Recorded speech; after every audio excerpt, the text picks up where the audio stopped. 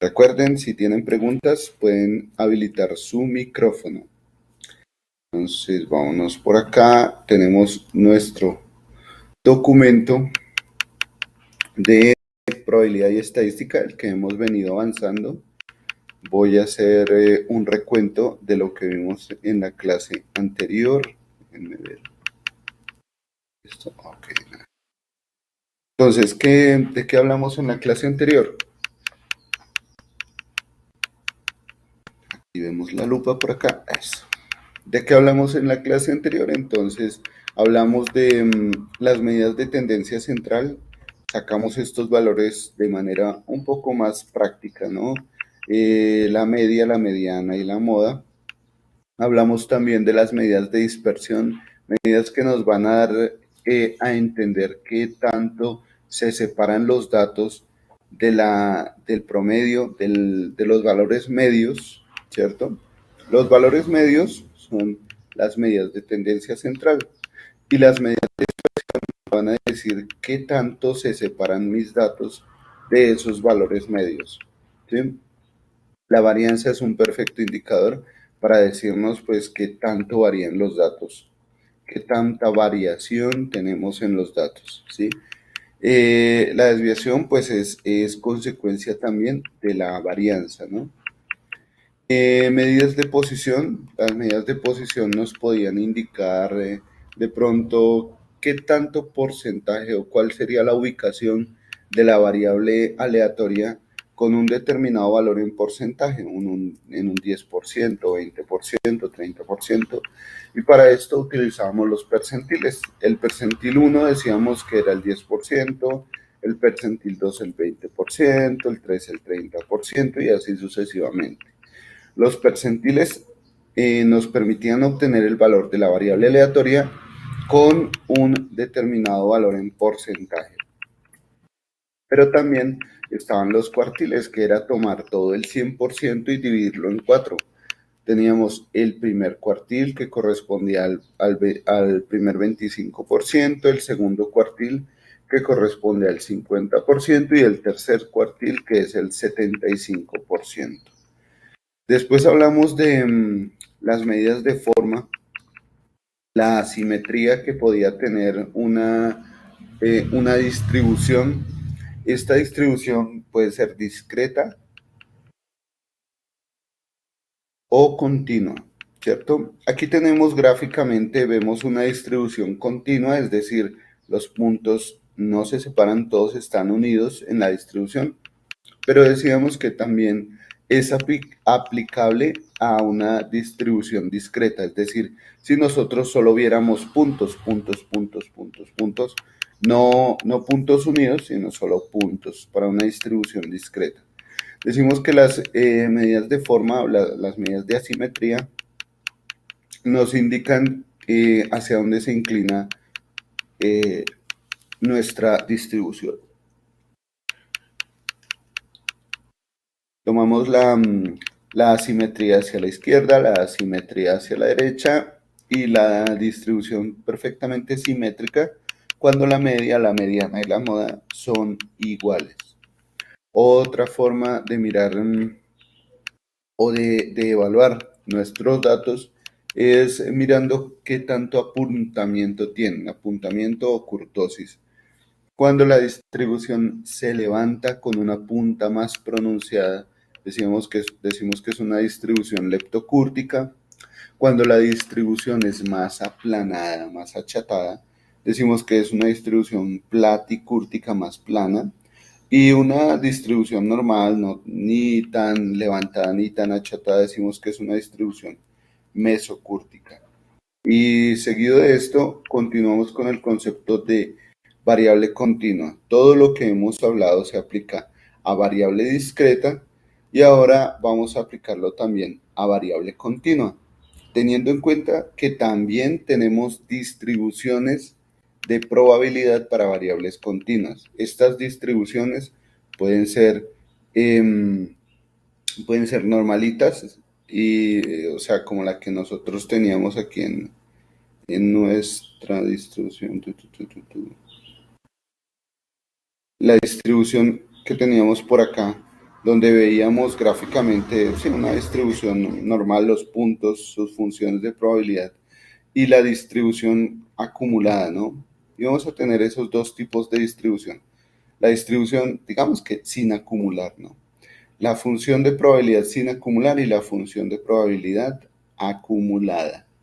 Lo mismo íbamos a tener con una variable continua. Para esto íbamos a seguir las condiciones que veníamos teniendo anteriormente, que es que la probabilidad va a estar entre 0 y 1 y que todo el conjunto de probabilidad, al sumar toda la probabilidad, íbamos a tener un valor igual a 1. Esta suma de probabilidad se iba a ver ya en una operación que se llama integral, ¿no? Tomamos todos esos valores de función, los sumamos de menos infinito hasta infinito y eso nos iba a dar igual a 1. En ese orden de ideas, pues entonces ahora para encontrar la probabilidad entre dos valores, simplemente bastaba hacer la integral entre esos dos valores de la función de probabilidad, ¿vale? Esto para variables continuas. Entonces, decíamos que si nosotros teníamos acá, si nosotros teníamos antes en variables discretas para hallar un valor medio o una esperanza, tomábamos el valor de x de la variable aleatoria, lo multiplicábamos por la probabilidad o por la función de probabilidad. Y este valor lo sumábamos, o estos subvalores los sumábamos. Esto era equivalente al hacerlo en una variable continua, tomando la variable continua, multiplicándola por la función de probabilidad y haciendo la operación de integración, integrando todos esos valores. ¿Listo? Ya en una variable discreta y en una variable continua, lo que cambia es la operación que se realiza, ¿no? Pero el procedimiento podríamos decir que prácticamente es el mismo, sumar todos los valores, ¿no? Lo que hablamos aquí en integral es que la suma de valores continuos se hace de manera diferente, se utiliza el concepto de integral. Entonces tomábamos un ejemplo que era el tiempo en horas del funcionamiento de un aparato antes de que necesite reparación, como si fuera una variable aleatoria continua. ¿Listo? Y decimos que nuestra función de probabilidad va a tener la siguiente operación. El siguiente comportamiento va a ser de 20.000 sobre t a la 3, donde t es el tiempo, puede ser cualquier momento, pero se iba a contabilizar este tiempo para t mayor que 100. En nuestro ejemplo, si nosotros decimos que la distribución de probabilidad al sumar todas esas probabilidades me da 1, entonces vamos a tomar ese concepto para el ejemplo que tenemos aquí arribita. La integral iniciaría en 100, donde se empieza a tener en cuenta el valor de función de probabilidad para t igual a 100, para t mayor que 100, de ahí en adelante. Entonces, para t desde 100 en adelante hasta infinito, vamos a decir que la función de probabilidad tiene que ser igual a 1 para que se cumpla ese concepto. O sea, la integral desde 100 hasta infinito de 20.000 sobre t a la 3 tiene que ser igual a 1, ¿vale? Esta es la condición, lo mismo que hemos venido manejando con variables discretas, lo vamos a tener en cuenta para variables continuas. ¿Qué pasa con las funciones de probabilidad continuas? Generalmente estas distribuciones de probabilidad o estas funciones de probabilidad son dadas de manera normal. Tenemos varias distribuciones de probabilidad y, y estas vienen con unas ecuaciones específicas. Simplemente basta con tomar esa ecuación y reemplazarla en la integral. ¿Y quién se encargará de hacer la integral en el caso en el que necesitemos obtener ese valor de probabilidad? Pues le vamos a decir a Python o a nuestro lenguaje de programación lo que vayamos a utilizar para que él mismo se encargue de hacer esa integral, lo que les acabo de decir en caso de que lleguemos a necesitarla, ¿no? Clasificación de variables. Decíamos que habíamos hablado de las variables continuas y las variables discretas, pero que también y vamos a tener en cuenta la clasificación de las variables desde un punto de vista más amplio. Teníamos las variables cualitativas y las variables cuantitativas. Las variables cuantitativas las hemos manejado hasta ahora. Podemos definirlas como variables continuas o variables discretas. Si son variables discretas que ya vienen con valores específicos, decimos que estos valores de variables ya son valores analíticos. ¿Listo? Pero si puede venir una variable continua, simplemente con su fórmula, es decir, con su función, como en este caso, ¿no? F de X viene dada por una función. En este caso diríamos que la función se va a representar de manera simbólica. ¿Listo? Una es la representación analítica de los valores, la otra es la representación simbólica. La simbólica pues simplemente es la fórmula. La analítica son todos los datos, toda la tabla de datos, así como lo que, ¿dónde está? Así como lo que nosotros teníamos aquí, ¿no? Toda la tabla de datos. También numérica es otra representación numérica, ¿no? Bien, entonces, decíamos que las variables cualitativas se podían dividir en dos, variables nominales y variables ordinales, ¿no? La diferencia una de la otra es que ordinal se puede ordenar y la nominal no necesariamente requiere de un ordenamiento. Cuando hablamos de un ordenamiento, cuando nuestra variable cualitativa habla de dar un adjetivo que corresponde a medio, alto, bajo, bueno, regular o malo, ¿cierto? Cierto nivel de aceptación o desaprobación. Esto nos permite ordenar esas variables, darles un valor ordenado, ¿listo? Es decir, trabajar esa variable ordinal.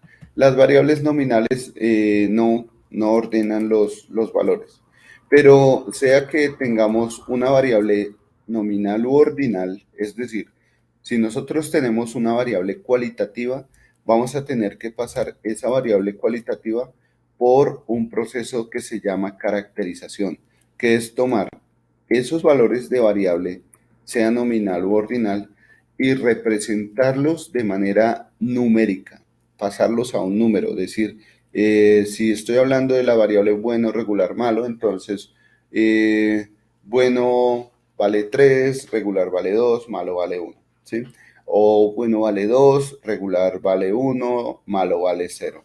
Es la numeración que usted utilice, ya depende del análisis que vaya a realizar, ¿no? Usted puede seleccionar ahí ese análisis. Y bueno, creo que vamos por acá.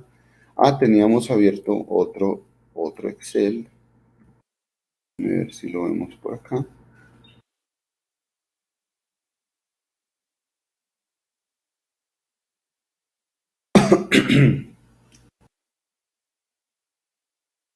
A ver, teníamos abierto otro Excel donde empezamos a hablar también de los tipos de gráficos, ¿no? Obtuvimos, hablando de los tipos de gráficos, vayámonos con nuestro texto guía. Un segundo. Voy a abrir el texto guía, la unidad guía.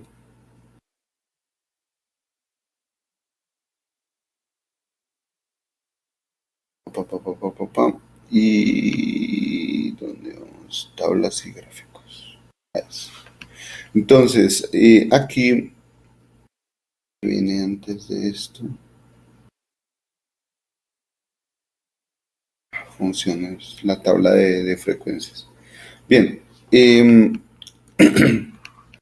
antes de hablar de los gráficos, antes de pasar a las tablas y gráficos, quiero mencionar que aquí en nuestro texto guía se habla de obtener los valores de frecuencias para un conjunto de datos, ¿no? Ya hablamos de los valores de tendencia central, los valores de dispersión, los valores de posición, valores de apuntamiento. Bueno, el rango intercuartílico. El rango intercuartílico decíamos que era la diferencia entre dos cuartiles. En este caso se está tomando la diferencia entre el cuartil 3 y el cuartil 1, ¿sí? Como los valores medios, los valores en los que se va a centrar todo nuestro conjunto de datos. Y posteriormente hablamos de las distribuciones de frecuencias. ¿Cómo hablamos de las distribuciones de frecuencias? Basándonos en nuestro experimento que habíamos tomado un conjunto de calificaciones de una serie de datos, tomamos un conjunto de calificaciones. Estas calificaciones iban desde el 3 hasta el 9 y iban a tener ciertas repeticiones. Algunas personas sacaban 3 o colocaban de calificación 3 mejor. 58 personas colocaban de calificación 3, 30 personas colocaban de calificación 4 y 36 personas colocaban una calificación de 9, así sucesivamente, ¿cierto? Teniendo en cuenta ese conjunto de datos, entonces pasamos al concepto de frecuencia y empezamos a encontrar lo que es la frecuencia absoluta, la frecuencia relativa, la frecuencia acumulada. Estas frecuencias o esta tabla que tenemos aquí corresponde a algo que se llama la tabla de distribución de frecuencias o tabla de frecuencias. Tabla de frecuencias o tabla de distribución de frecuencias. ¿Listo? En esta tabla de distribución de frecuencias tenemos entonces nuestra variable aleatoria X, nuestro valor de importancia, el valor central, ¿sí? Podría ser el valor que tenemos en cuenta ahí para la medida. Luego, la frecuencia absoluta, la frecuencia que nos va a decir qué tanto se repite nuestra variable. Luego la frecuencia relativa, que es un porcentaje de la frecuencia absoluta. Se puede expresar también con sus valores decimales o se puede expresar también con su valor porcentual. Nosotros aquí lo expresamos con su valor porcentual, es decir, terminando en por ciento. 18.3%, 9.38%, etcétera. Y tenemos también la frecuencia acumulada. La frecuencia acumulada, bueno, aquí saqué la frecuencia acumulada, pero con respecto a la frecuencia relativa, porque también podemos tener la frecuencia acumulada de acuerdo a los valores de frecuencia absoluta. O sea, podemos hacer acumulación de la frecuencia absoluta o hacer acumulación de la frecuencia relativa. Aquí voy a tomar para esta frecuencia acumulada, si no es porcentual, si esta frecuencia acumulada no es porcentual, hace referencia a la frecuencia absoluta acumulada. Entonces, aquí, si me permiten, voy a hacer algo que es desplazar hacia la derecha. Eso es. Voy a colocar aquí la frecuencia acumulada.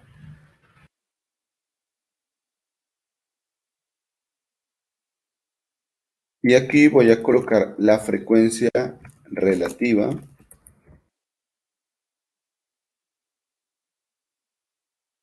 Relativa acumulada. ¿Listo? Frecuencia relativa acumulada, que es esta frecuencia relativa, pues acumulada, y la frecuencia acumulada solita es la acumulación de la frecuencia absoluta. Voy a colocar aquí el primer valor de frecuencia absoluta, perdón, por acá.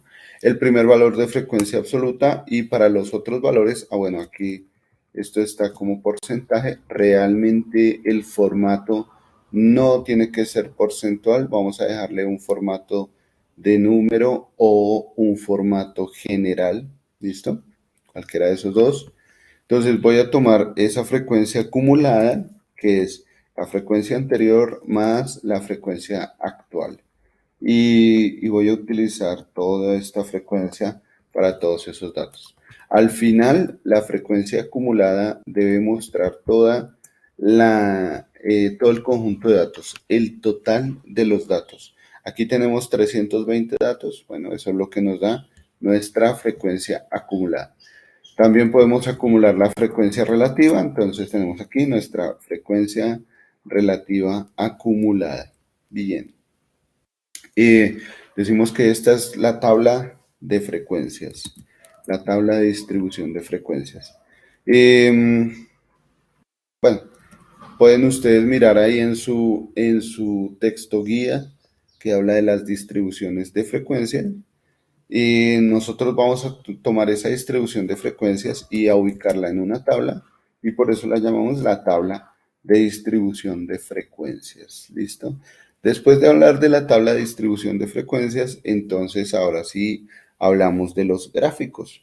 Para poder relacionar los gráficos o realizar gráficos, debemos tener en cuenta que los datos deben estar dispuestos en tablas. Ya debemos tener nuestros datos dispuestos en tablas. Uno de los primeros gráficos que se menciona es el gráfico de barras. El gráfico de barras puede mostrarme las barras de manera horizontal o vertical. Sin embargo, el ejemplo que utiliza el libro es la demostración de obtener gráficas desde el punto de vista horizontal, gráficas que van a mostrar un incremento. Son tipos de visualizaciones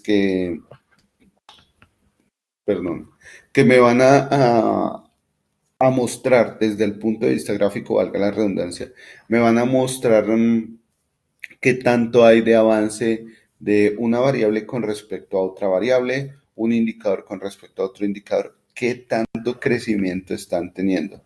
Puede ser útil para mirar el crecimiento económico de un país, les comentaba yo a ustedes, o simplemente para ver hacer una comparación entre vendedores en una empresa. Bueno, sí, se utilizaría para indicar como a manera de carrera cuál de los valores en X, de nuestros valores en la variable aleatoria, en X, en el valor de interés, está como avanzando más rápidamente o más acumulativamente en una carrera. Podríamos decirlo de esa manera, ¿no? Por eso se utiliza para comparar el comportamiento entre variables, el gráfico de barras. Otro es el gráfico de sectores o diagrama circular, ¿no? El diagrama circular permite tomar todo el conjunto de datos, el 100% de los datos y distribuirlos desde un punto de vista porcentual. Para esta separación porcentual se utiliza una segmentación por ángulos. Es por esto que aquí van a ver ustedes en su texto guía, van a ver una tabla adicional.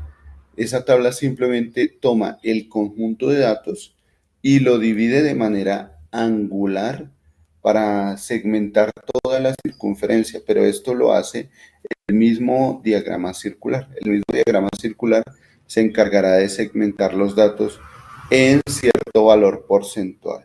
¿Listo?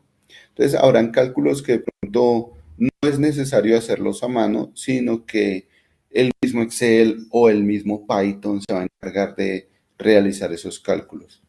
Otro valor corresponde al histograma o otra gráfica corresponde al histograma. Entonces, con el histograma decíamos que el histograma es frecuente verlo en cualquier tipo de variable como una representación del comportamiento de los datos.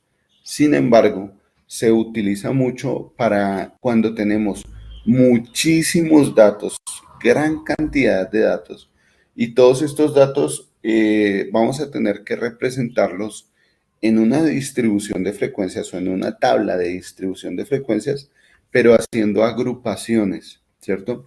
Imaginemos que, bueno, aquí nos habla de 500 datos, ¿no? Pero 500 por muchísimo es un valor muy pequeño. 500 es muy pequeñísimo, pequeñísimo, pequeño. Mucho, lo muy pequeñísimo, su merced. 500 es un valor muy pequeño para toda la cantidad de datos que nosotros vamos a manejar. Sin embargo, aquí supongamos que eh, no vamos a hacer este agrupamiento, sino que la variable xy va desde 15 hasta 40, ¿cierto? Es una variable que va desde 15 hasta 40. Supongamos que para hacer una tabla de todas estas variables, vamos a tener que colocar todos los valores desde 15 hasta 40. 15, 16, 17, 18. Todos los valores de X y irían desde 15 hasta 40. ¿Qué pasa con esta tabla? Lo primero que vemos es que tiene muchísimas filas y las tablas de frecuencias generalmente lo que dan es un resumen del comportamiento de los datos de manera rápida, un indicador rápido sobre el comportamiento de los datos. Para ver el comportamiento de los datos con todos los datos 15, 16, 17, con todas las variaciones de X, con todo el espacio en el cual puede cambiar X, pues esto no sería como que una manera apropiada de mostrar los datos, ¿no? Complica la visualización del comportamiento de los datos en una tabla. Es por esto que lo que se hace es agrupar los datos.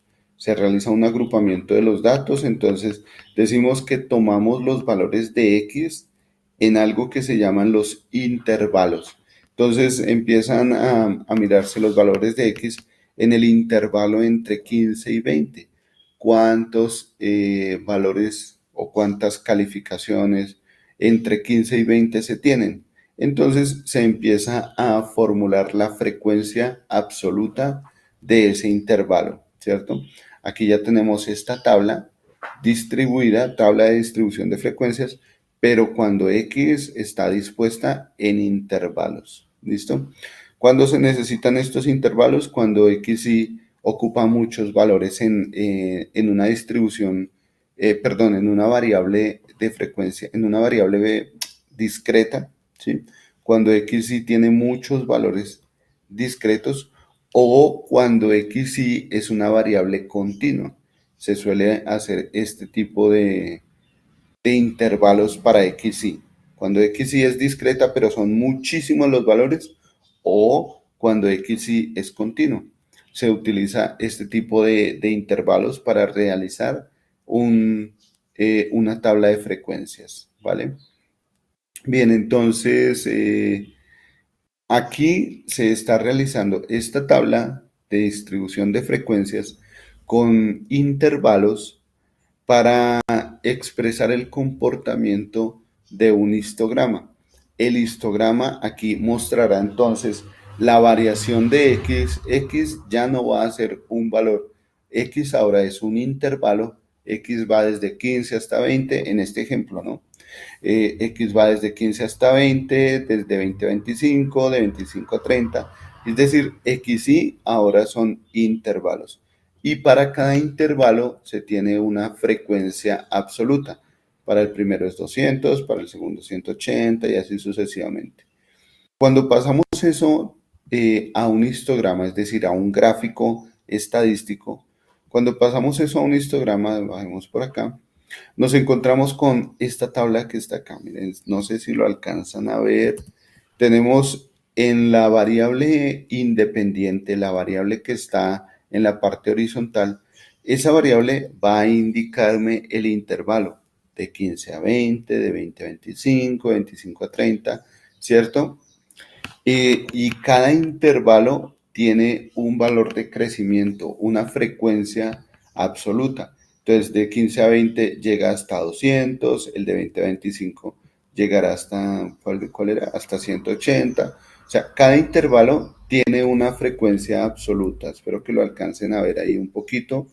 Y si no en su mismo texto guía, si pueden acercarse en su texto guía, la variable independiente va a estar discriminada por intervalos. Va a estar mostrándose por cada uno de esos intervalos. Pero como vemos, el primer intervalo de 15 a 20 termina en 20, ¿cierto? El segundo intervalo de 20 a 25 inicia en 20. Lo más lógico sería pensar que si el primer intervalo termina en 20 y el segundo intervalo inicia en 20, que esos dos intervalos estén unidos, ¿cierto? Y de hecho sería lo mismo para los demás intervalos en X. Entonces, para poder ver esta manera de gráfica del histograma, es decir, cuando tenemos nosotros los intervalos de manera seguida, vamos a ver si lo alcanzo a ver aquí. Tenemos los intervalos de manera seguida, el intervalo de 15 a 20 tiene cierta cantidad en frecuencia, el intervalo de 20 a 25 otra cierta frecuencia, y así sucesivamente. Para poder verlos así, entonces aquí el mismo texto guía nos dice que podemos hacer una modificación de la gráfica. Dice, para que la gráfica quede como un histograma y no queden espacios, es decir, nos estamos refiriendo a estos espacios en los intervalos, ¿no? Entonces dice, dirigirse a la pestaña Diseño e identificar la sección Diseños de gráfico, en el cual se identifica un gráfico con las barras unidas. Simplemente nos dice que podemos cambiar aquí el diseño de nuestro gráfico, que podemos hacer un cambio en el diseño del gráfico para que las barras queden unidas. Bueno, y se puedan ver así. O sea, finalmente un histograma nos muestra los datos de esta manera, por intervalos, con una frecuencia en cada uno de esos intervalos. ¿Listo? Este sería el histograma. ¿Qué otra cosa? Ah, bueno, aquí de pronto no está, no aparece, pero imaginen lo siguiente, que nosotros tenemos para cada uno de los intervalos, miren que los intervalos tenemos de 15 a 20, de 20 a 25 en los valores de X. Si ustedes se dan cuenta, voy con el primer intervalo de 15 a 20. Este intervalo también tiene un punto medio, digamos que sea 17.5. El primer intervalo, que va de 15 a 20, tiene un punto central. El intervalo que va de 15 a 20 tiene un punto central, digamos que sea 17.5, ¿no? De hecho, se obtendría con la suma de 15 más 20, 35, dividido 2, me va a dar entonces 35 dividido 2 me va a dar 17.5, ¿no? Entonces, el punto medio de ese intervalo, 17.5, tiene también la misma frecuencia, 200. Cuando nosotros colocamos el punto medio de ese intervalo y lo proyectamos hacia la frecuencia, nos va a indicar un punto, ¿cierto? Nos va a colocar eso como si fuera un punto. Ese punto medio del intervalo es simplemente un descriptor del comportamiento de ese intervalo. Podemos tener aquí en nuestro histograma puntos medios, puntos centrales en cada histograma en el intervalo de 15 a 20, un punto medio para la frecuencia de 200. En el intervalo de 20 a 25, un punto medio vale 22.5 y tiene una frecuencia de 180. Aquí vamos a tener un punto. O sea, en nuestro rectángulo de cada histograma, de cada intervalo del histograma, perdón, en nuestro rectángulo vamos a tener un punto con esa frecuencia, 200, 180, ¿cuál era el otro? 100, ¿cierto? Si nosotros nos vamos teniendo en cuenta esos puntos o uniendo esos puntos, y si se hacen de manera acumulada, podríamos decir que a ese gráfico se le llama la ojiva, ¿listo? Pero bueno, aquí no aparece ese gráfico. Por ahora, digamos que tenemos nuestro histograma y otro gráfico importante es el diagrama de cajas y bigotes. El diagrama de cajas y bigotes nos va a mostrar cuál es ese rango intercuartílico en el cual se concentran los datos, ¿sí? Entonces me devuelvo por acá. Pum, pum, pum. Este sería el diagrama de cajas y bigotes, este que tenemos por acá. Este diagrama de cajas y bigotes nos muestra cuál sería el rango intercuartílico. La caja nos dice en dónde va a estar contenido ese, esa concentración de datos que va del primer 25% hasta el 75%, ¿cierto? Y nos lo muestra de menor a mayor. Entonces, si ustedes se dan cuenta, la parte de abajo de la gráfica, que es como lo que vamos a llamar los bigotes, pues la parte de abajo, la parte inferior de la gráfica, la parte de abajo, si la proyectamos al eje vertical, va a tener un valor de 3, ¿cierto? tiene un valor de 3 y corresponde al valor mínimo de nuestra variable aleatoria, de nuestra variable x. Es el valor mínimo, ese valor de 3. ¿Cuál será el valor máximo? El valor máximo será 9. Vámonos a nuestra gráfica, diagrama de cajas y bigotes. Y si vamos a ese bigote que está en la parte superior y lo proyectamos en el eje vertical, entonces nos damos cuenta que ese valor es de 9. Entonces tenemos los bigotes, van a estar mostrándome el rango de todos los datos, desde el valor mínimo hasta el valor máximo, ¿cierto? Y la caja central, la que está en azul, me va a decir cuál es el rango intercuartílico entre el primer cuartil y el tercer cuartil. El primer cuartil está ubicado en 4. No sé si ustedes recuerdan que aquí tenemos la frecuencia acumulada y en la frecuencia acumulada el primer 25% va a estar dentro de un x igual a 4. El primer 25%, ¿cierto? Entonces, ese primer 25% se va a ver aquí cuando nosotros vamos a la caja, la parte inferior de la caja de nuestro diagrama.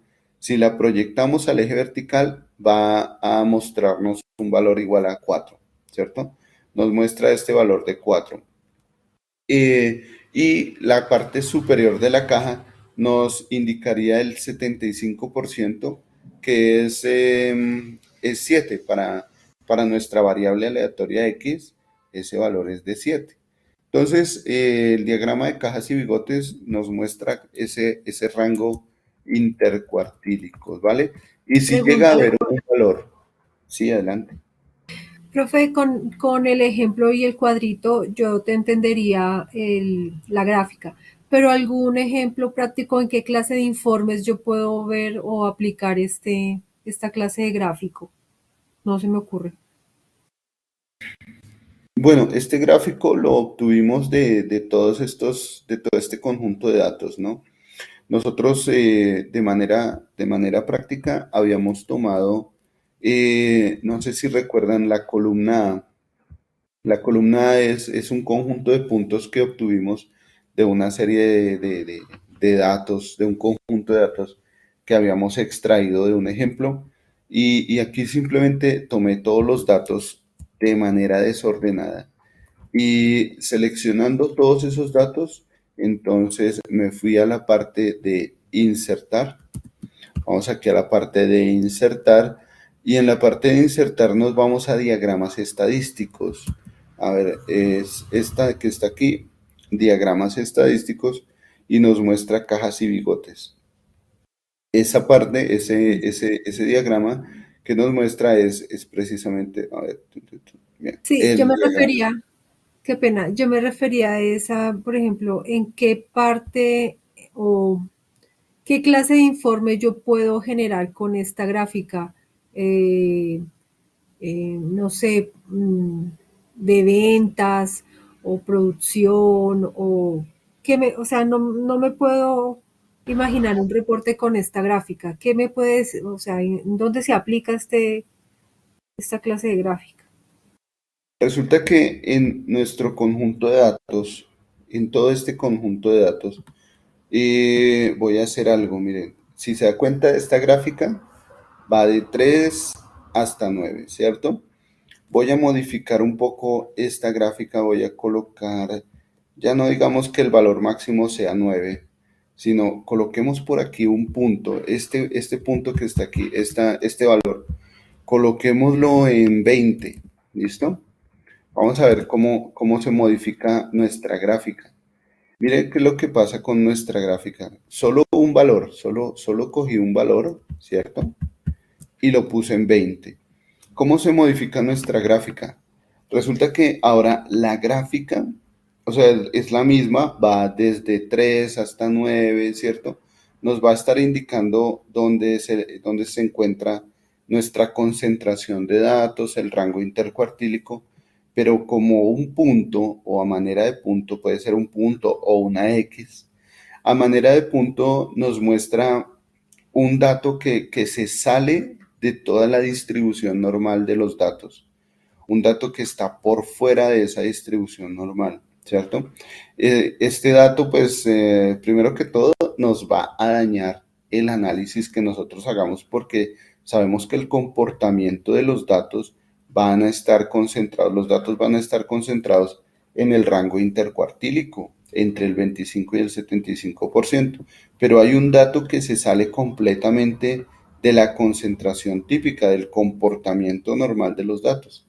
La pregunta es, ¿y ahora qué tratamiento le vamos a dar a ese valor que está ahí? A ese, a ese 20 que se sale de los rangos típicos. Tenemos que darle un tratamiento porque si lo tenemos en cuenta, pues esto nos puede modificar la proyección. Si nosotros queremos hacer una proyección a futuro del comportamiento de los datos, este dato atípico se le llama un dato atípico o se le llama un outlier. Es un dato que se sale de la distribución normal. Tenemos que darle alguna especie de tratamiento. Cuando nos aparezca este tipo de gráfico con este outlier, pues vamos a dirigirnos a ese outlier, a ese dato atípico y le vamos a dar algún valor. Tenemos que darle o asignarle algún valor. Como los datos que estoy trabajando aquí son valores discretos, voy a colocarle, tentativamente, voy a colocarle un valor equiparable al promedio. Es decir, voy a reemplazar este valor por su promedio. El promedio aquí es una variable, es un valor continuo, es decir, es un valor que me da con puntos decimales. Entonces voy a aproximarlo al valor entero más cercano. Voy a colocarle 6. ¿Se acuerdan que aquí antes había un 5? Pero como hicimos un ejemplo del 20, entonces ahora voy a acercarlo al valor medio, pues al valor medio entero más cercano, al del promedio entero más cercano. ¿De acuerdo? Y ya ahora puedo darle un tratamiento a este conjunto de datos, ¿sí? Esto, sin embargo, pues modifica también mi promedio, pero ya tengo la plena seguridad de que ese outlier, ese dato atípico, no me va a dañar mi conjunto de datos. En este momento lo está dañando porque me está entregando otro valor de promedio, ¿sí? Y yo no sé si esto sea ocasionado porque hubo un error en la toma de datos, hubo ruido al momento de tomar ese dato, se metió ruido gaussiano, bueno, no sé, puede ocurrir muchas cosas, o simplemente no se tuvo en cuenta ese dato, no se tomó ese dato. ¿Cómo sería eso? Resulta que, ¿se acuerdan que ahí teníamos el 5? Esta es nuestra distribución normal. Simplemente podemos decir que aquí no se tiene en cuenta ese dato, o sea, no aparece. Puede ser que aparezca en blanco, afectándome también el promedio. Puede ser que aparezca como un cero, afectándome también el rango, ¿cierto? Modificándome el rango de datos. Miren, aquí ya veo que mi diagrama de cajas y bigotes llega hasta cero, eso me afecta el rango. Me puede afectar los valores de diferente manera. Y resulta que ese valor, miren que no va a estar dentro de los valores normales. Entonces, el gráfico serviría para descartar los outliers, para saber cuál es la concentración central de los datos. Si yo quiero basarme en la concentración central, en la distribución de los datos centrales entre el 25 y el 75%, pues para esto me sirve el diagrama de cajas y bigotes, saber dónde va a estar la concentración de todos los datos. ¿Qué significa esto? Miren, esto nos apunta básicamente al teorema del límite central. El teorema del límite central indica que si yo tengo mi variable x, por ejemplo, vayámonos aquí a la calificación, tengo mi variable x, ¿no? Supongamos que no es una calificación, supongamos que es el valor del dólar. Bueno, aunque yo sé que ahorita ha cambiado, pero imaginemos por un momento que es el precio del dólar o el precio del café, el precio de algún indicador económico. El precio de un indicador económico también va a estar regido por el teorema del límite central. El teorema del límite central dice que si nosotros vamos acumulando datos, todos estos datos siempre van a tender a una media o a un valor promedio. Todo ese conjunto de datos siempre tienden a un valor central, ¿sí? Entre más datos tomemos, pues más vamos a saber cuál es ese valor central al cual tienden los datos. Si yo estoy tomando todo este conjunto de datos, imaginen que estamos tomando los datos, voy a ser así atrevido, digamos que este es el valor el precio del dólar, o bueno, no sé, el precio de algo. Está cambiando y para el siguiente día hay un valor atípico. Por ejemplo, para el último día hay un valor de 20. ¿Sí? Totalmente atípico, es un dato totalmente atípico.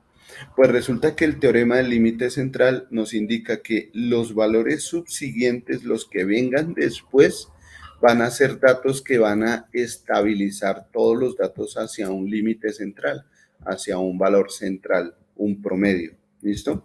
Eso es lo que nos va a indicar el teorema del límite central. Entonces, por eso nos sirve mirar cuál será ese límite central, dónde va a estar concentrado, cuál va a ser la mayor probabilidad en la que caiga ese valor central en nuestro diagrama de cajas y bigotes.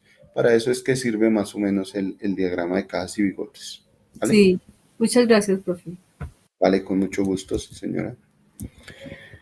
Listo. Y pasábamos, ya después de hablar de los diagramas, decíamos que tenemos algo pendiente, que es la regresión. ¿Listo? Hablar de los temas de regresión. Bueno, aquí en el texto guía, para hacer introducción a la regresión, habla de la dependencia e independencia. Pero nosotros habíamos hablado de la dependencia y la independencia cuando empezamos hablando de los temas de probabilidad, ¿no? Decíamos que un dato es independiente cuando se realiza el experimento, es independiente de otro dato o de otro evento, cuando se realiza el experimento de un evento y cuando se realiza el experimento del otro evento, ese otro evento no depende del resultado del primer evento, ¿no? Un ejemplo de esto puede ser el lanzamiento de dos monedas. Lanzo una moneda, luego lanzo otra moneda, o el lanzamiento de los dos dados. Los dos dados son totalmente independientes, ¿cierto? Pero un ejemplo de dependencia puede ser, por ejemplo, de toda la población. Digamos que voy a seleccionar, voy a hacer una encuesta en toda mi población. Si me voy a la ciudad de Bogotá, voy a hacer una encuesta en la ciudad de Bogotá. Y esa encuesta la voy a hacer de manera, esto se le llama un muestreo estratificado. Me voy a ir únicamente a uno de los barrios para hacer esta encuesta. Es decir, voy a irme a un sector de toda la población, me voy a un sector y realizo un muestreo, empiezo en ese sector a escoger a personas de manera aleatoria, al que vaya pasando se ganó su encuesta, de manera aleatoria, pero se le llama a este tipo de muestreo, se le llama un muestreo estratificado porque nos estamos yendo a un solo sector de toda la población. Estamos tomando un solo estrato, ¿sí? Este muestreo estratificado debe tener componentes aleatorias. El muestreo totalmente aleatorio eh, mm, tendría que tomar toda la población y elegir al azar a cualquier persona de toda la población sin tener en cuenta la ubicación geográfica, sin tener en cuenta ningún aspecto, ni geográfico, o sea, ningún aspecto, ni en posición ni en tiempo, ¿cierto? Es decir, sin tener en cuenta edad, sin tener en cuenta la ubicación geográfica, simplemente un muestreo aleatorio. Pero generalmente los muestreos no son totalmente aleatorios.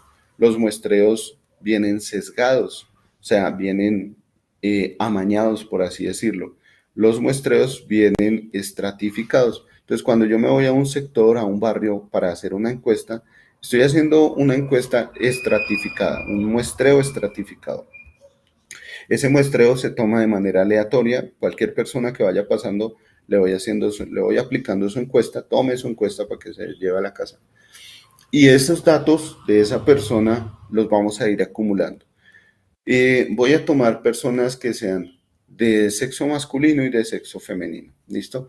Tengo todos esos datos ya registrados, pero si yo llego y digo, bueno, de todos estos datos de mi encuesta, tomo únicamente el sexo masculino.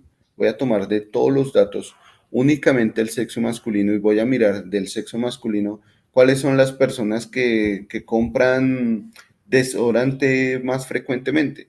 Entonces aquí voy a buscar un tipo de probabilidad. Por ejemplo, la probabilidad de las personas que compran desodorante más frecuentemente del sexo masculino. Entonces tengo que tomar dentro de mis datos de encuesta solamente las personas de sexo masculino y de esas personas hacer un conteo. Entonces, aquí ya estoy tomando unos datos que dependen de otros datos. Los datos de mi evaluación, del análisis de probabilidad, quiero saber cuál es la probabilidad de las personas, de que una persona compre desodorante más frecuentemente, siendo que es masculino. Entonces, tomo todos los datos del sexo masculino, todo ese conteo, y empiezo a hacer ahí mi muestreo o, bueno, a sacar la probabilidad de cuántas personas compraron desodorante o cuántos desodorantes compraron a la semana o cuántos desodorantes compraron en el mes o en el año, ¿cierto? Y de acuerdo a esos valores, tomé solamente los de sexo masculino y con esos de sexo masculino hice una cuenta de la variable de interés, cualquiera que sea. Aquí estoy tomando una dependencia de los datos, ¿cierto? Los datos están siendo dependientes de otra variable. Esos datos que yo voy a medir de compra de desodorante van a depender de la variable sexo masculino. Solo van a estar tomados para el sexo masculino. Entonces ahí hablamos de una dependencia de los datos. Sin embargo, como aquí se está apuntando al concepto de correlación y regresión, entonces ya no vamos a hablar de la dependencia e independencia probabilística, que es a la que hace referencia este concepto que está acá, ¿no? Habla de dos sucesos dependientes, son aquellos donde la probabilidad. Ya no vamos a hablar de la dependencia o independencia probabilística, sino que ahora vamos a hablar de la dependencia o independencia de la variable en sí misma, de la variable por sí misma. Es decir, yo puedo tener una variable dependiente o independiente, no un evento, no un suceso, no un evento, porque esto pues me lleva a mirar un concepto de probabilidad. No que un evento sea dependiente del otro, sino que una variable sea dependiente de otra. Es decir, es un concepto más amplio, podríamos decir que es más general, más grande. El ejemplo que toman aquí para ese concepto de dependencia e independencia es el peso y la estatura de una persona. Si una persona crece en estatura, se supone que su peso también crece. O sea que hay una dependencia entre las dos variables. Si se dan cuenta de la diferencia cuando yo tomo un muestreo y quiero hallar la probabilidad de seleccionar una persona que haya comprado, que sea masculina, que haya comprado dos desodorantes en el mes. Entonces es diferente en este tipo de variables. Aquí estoy tomando una variable que va a depender de la otra. Digo que si la persona crece en estatura, entonces su peso también va a crecer. Y su peso, supongamos que va a depender de la variable estatura. Si la persona crece más en estatura, va a crecer más su peso. Y esa es la primera hipótesis que surge de ahí.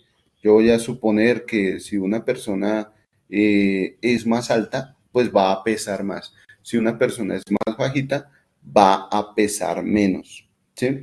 Este tipo de variables son las que se va a tener en cuenta para los análisis. ¿Por qué?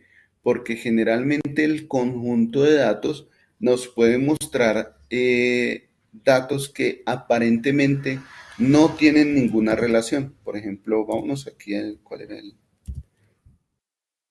digamos, creo que era este.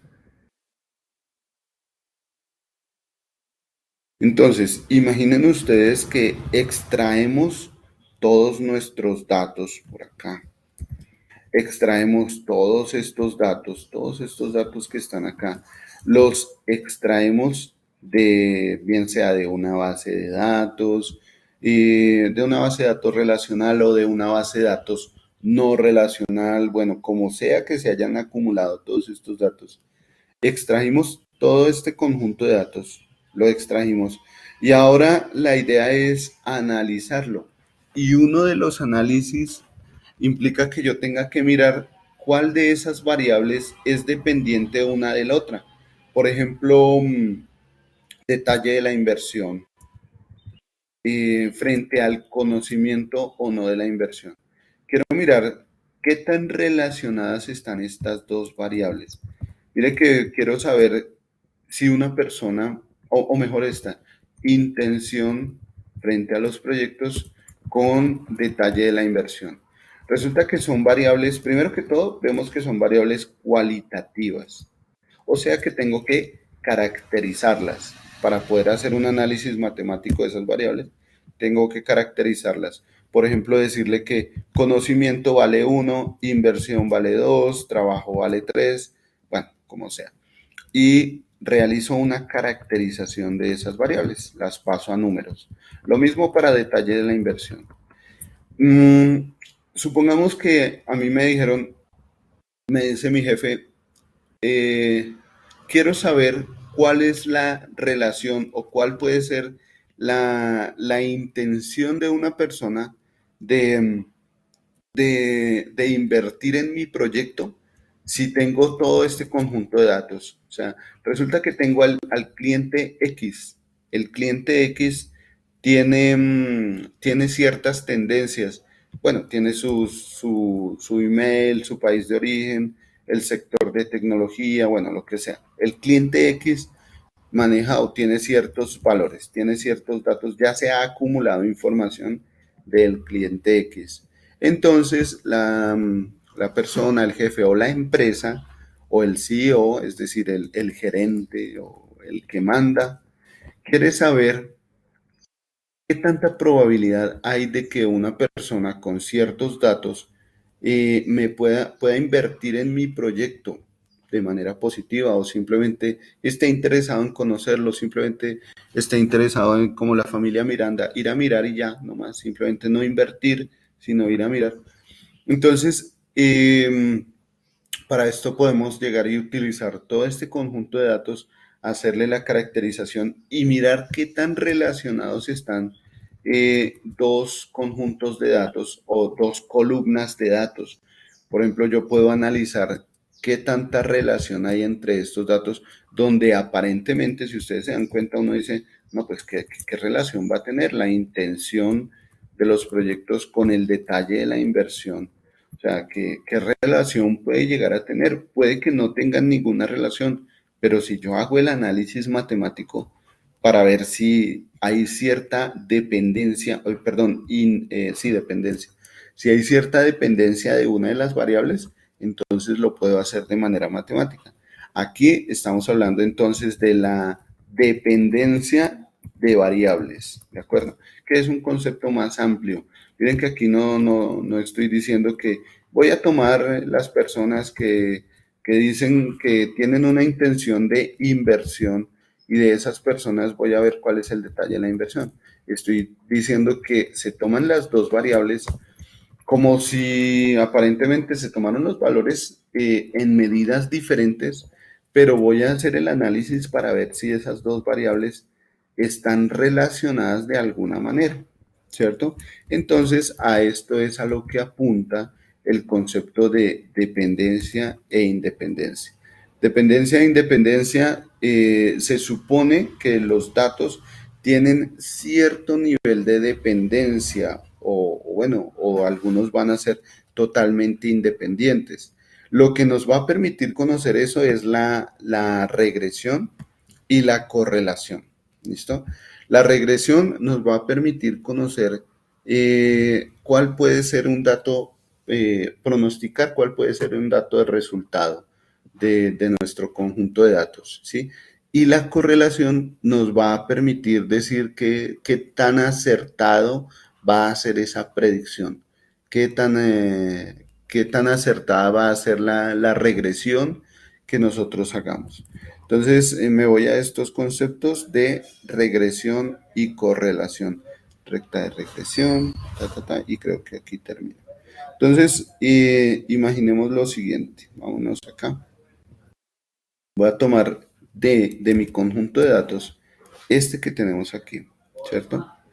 De este conjunto de datos, voy a tomar algunos valores, digamos que puede ser, digamos que sean.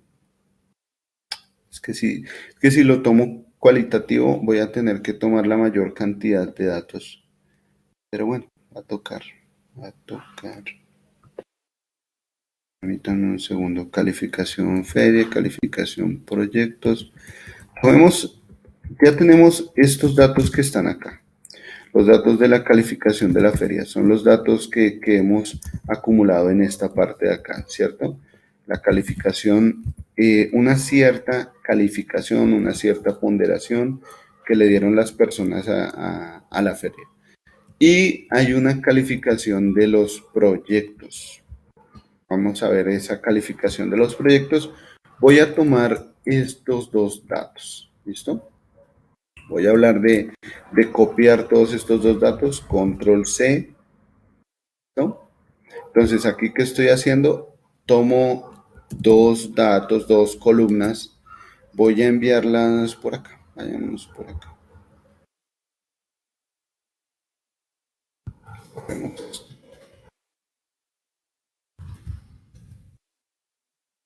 Tenemos estos datos y peguémoslos acá.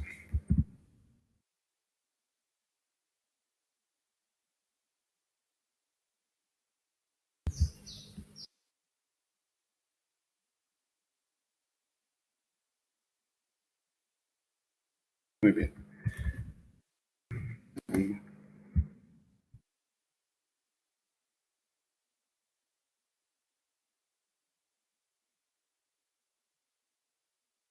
Bueno, borremos, voy a borrar esto. No sé, no me había dado cuenta que estos estaban aquí. No, hagamos algo entonces. Mandemos todos estos datos para otra hoja.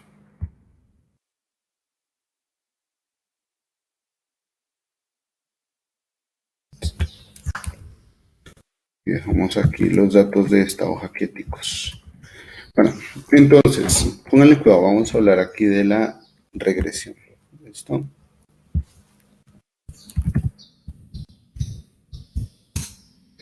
Hablar aquí de la regresión. Entonces, resulta que tenemos dos datos, dos conjuntos de datos, dos columnas de datos. Ambos son calificaciones. Voy a tener en cuenta aquí simplemente la feria, la calificación de la feria, y la otra va a ser la de los proyectos. ¿De acuerdo? Y la pregunta es la siguiente. La pregunta es, la pregunta se le llama como nuestra inducción de hipótesis. Es aquello que quiere saber el gerente, aquello que quiere saber la empresa, el grupo de publicidad, el equipo de publicidad quiere saber.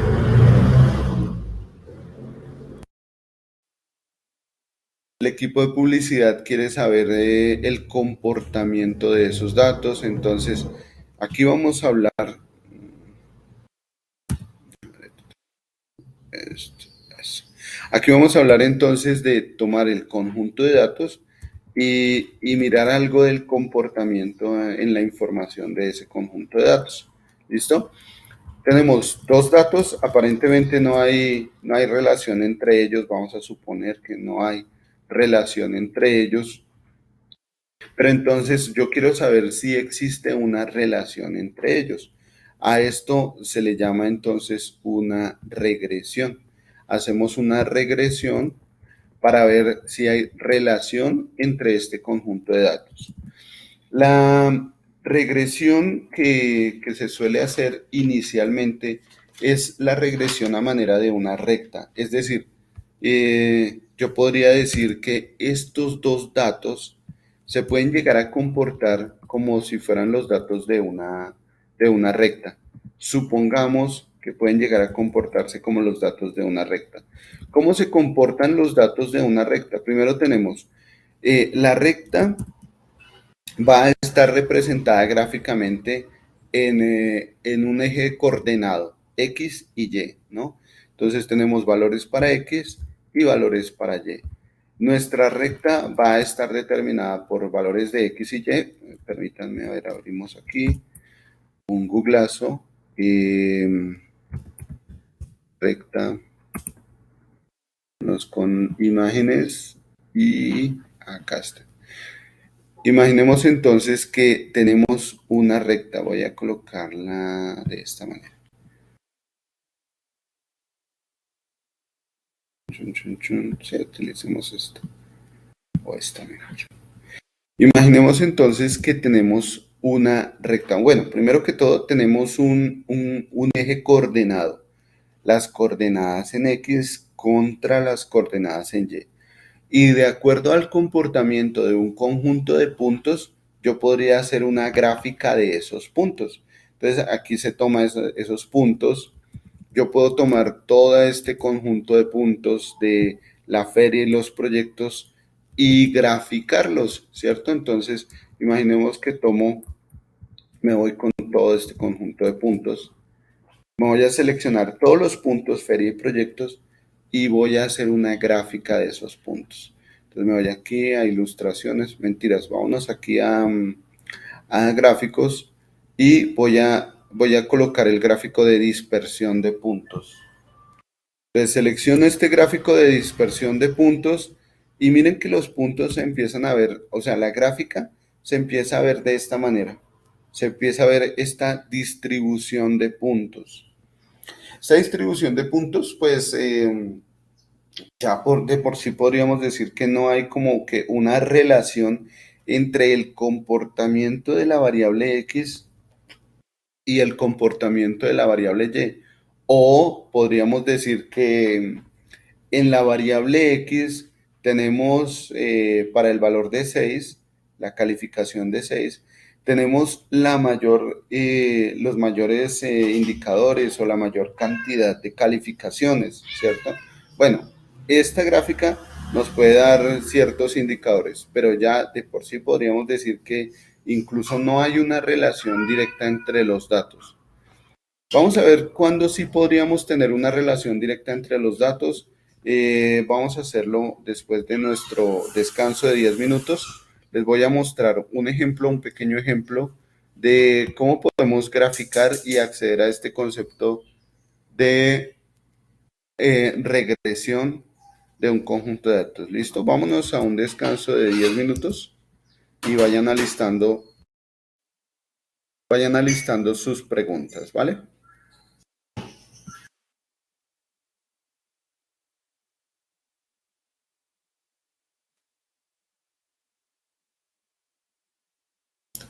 Muy bien, regresamos.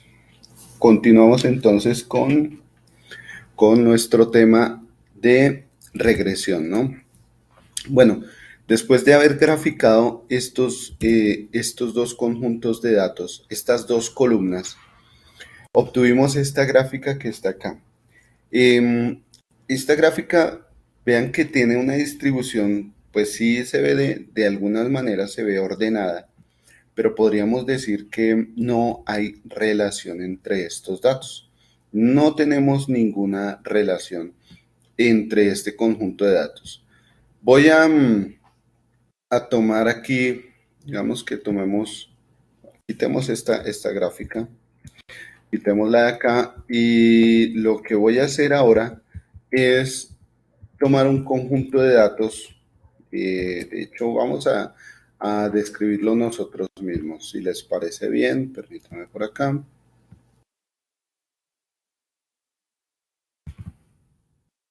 lo vamos a hacer nosotros mismos y luego ya miramos cómo apuntarlo por acá. No me acuerdo cuáles eran las variables que resultaban aquí relacionadas. Inversión, expectativa contra inversión, expectativa contra inversión. Sí.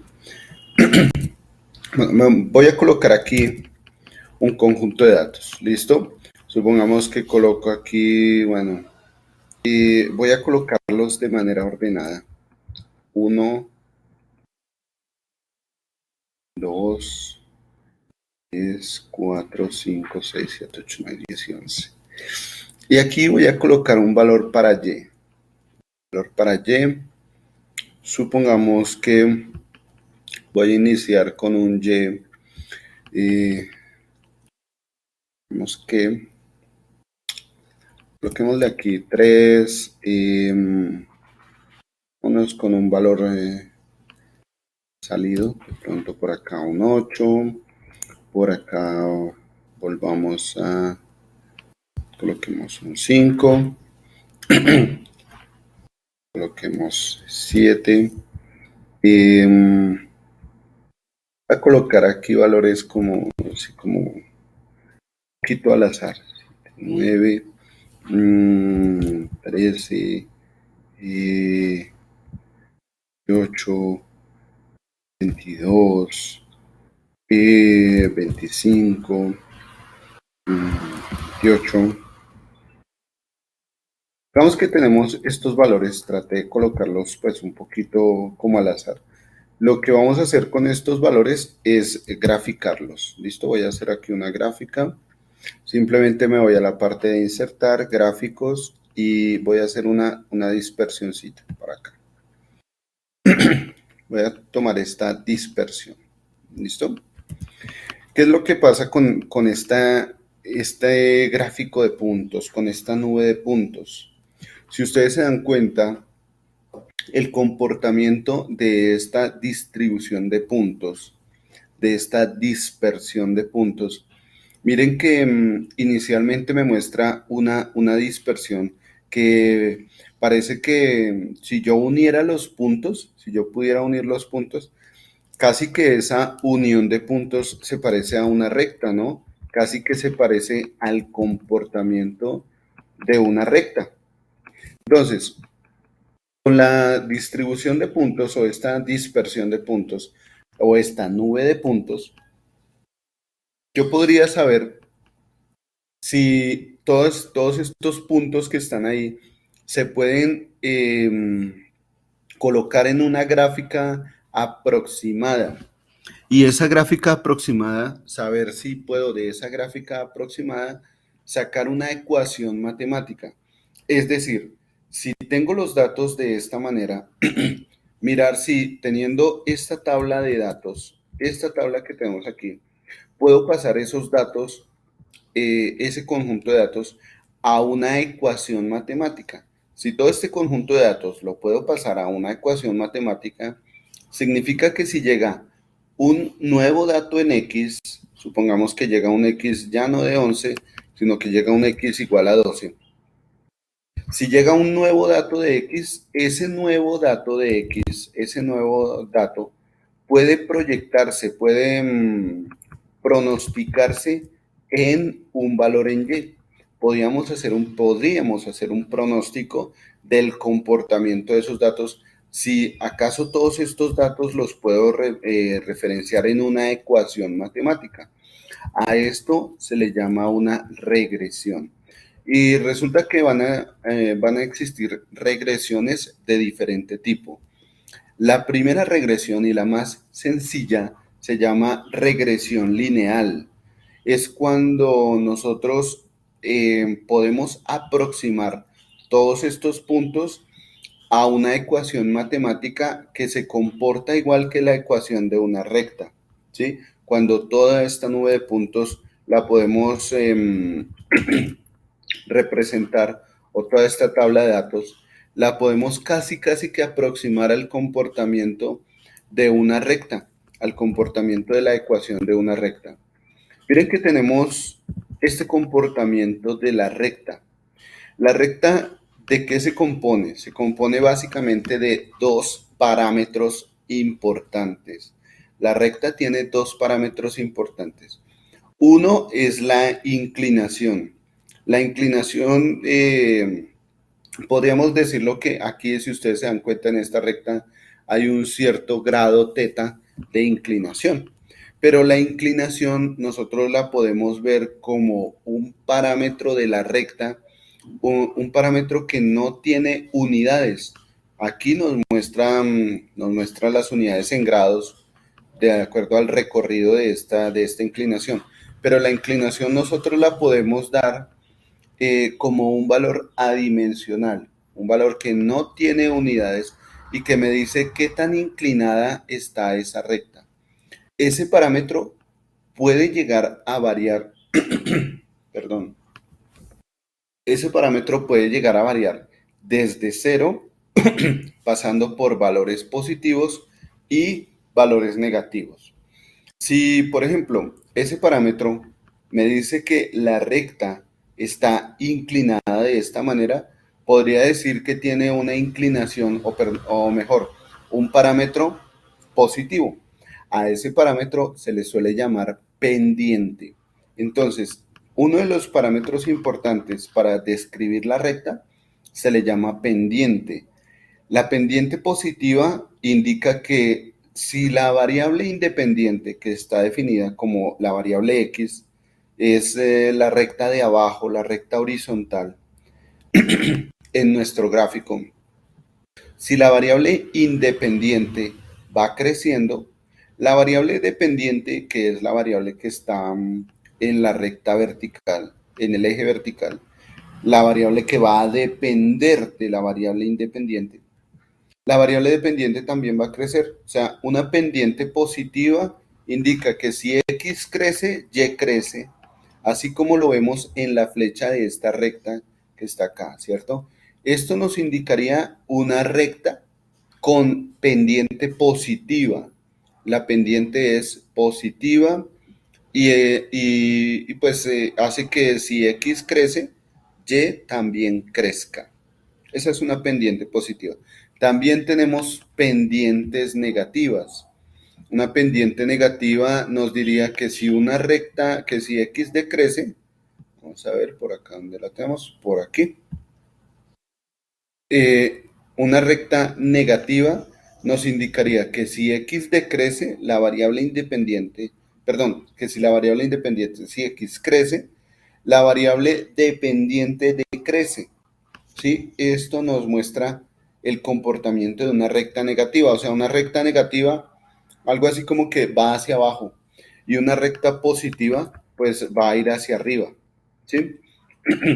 Una recta con pendiente cero es una recta que se va a mantener constante sin importar los valores de x. Siempre se va a mantener constante. A ver si tenemos por acá. Bueno, digamos que es una recta vertical. Esta es una recta con pendiente cero. Cuando la pendiente es positiva, se muestra de esta manera. Cuando la pendiente es negativa, decrece o se inclina de esta manera. Perdón. Entonces, el primer parámetro que vamos a tener en cuenta para una recta es la pendiente. Se le suele denominar con la letra M a la pendiente. Otro parámetro importante en la recta es el intercepto. El intercepto hace referencia a ese valor con el cual la recta cruza en Y. Entonces, imaginen que la recta aquí se sigue proyectando, sigue su camino, sigue su camino. En algún momento, esta recta que tenemos aquí va a tocar el eje Y, se va a cruzar con el eje Y. En el momento en el que la recta se cruce con el eje Y, en ese cruzo, en ese punto de cruce, hay un valor para Y, ¿cierto? Existe un valor para Y. Ese valor de Y en el cual se cruza la recta, a ese valor se le llama el intercepto, intercepto con Y, el intercepto con la recta Y. Entonces, vamos a decir que En una recta nos interesan dos parámetros. Para poder obtener la ecuación de una recta, nos interesan dos parámetros. La pendiente y el intercepto. La pendiente, el intercepto con el eje lleno. La pendiente la vamos a colocar con la letra M, o la vamos a representar, a simbolizar con la letra M. El intercepto lo vamos a simbolizar o a representar con la letra B. B de burro, B labio dental, B, la B grande. ¿Listo? La ecuación de una recta, esta ecuación se, perdón, se suele asociar de la siguiente manera. Vamos a ver aquí por acá. Vemos de regresión.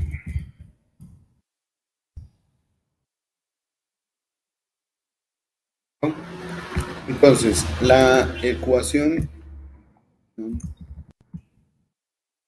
una recta. Bien, la ecuación de una recta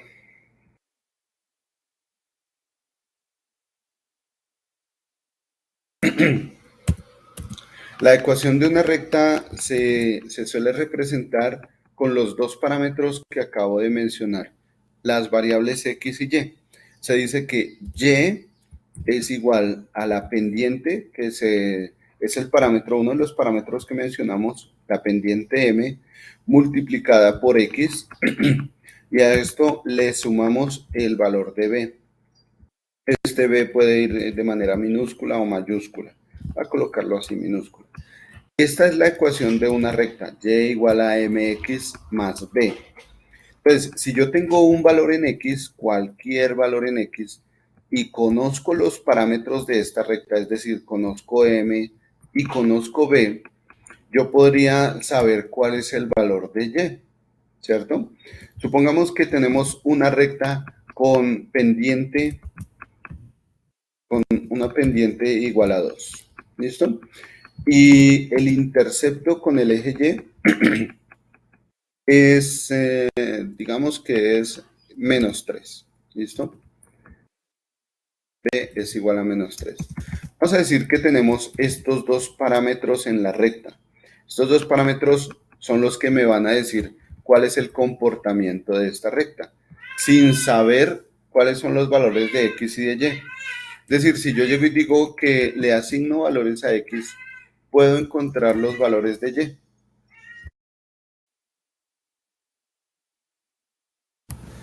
Puedo encontrar cuáles son los valores de y, ¿cierto? Me voy entonces con el ejemplo. Digamos que tenemos una recta de pendiente 2 e intercepto menos 3.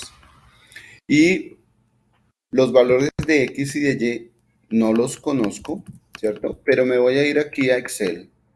Voy a irme aquí a Excel. Voy a tomar por acá. Voy a quitar esto un momento.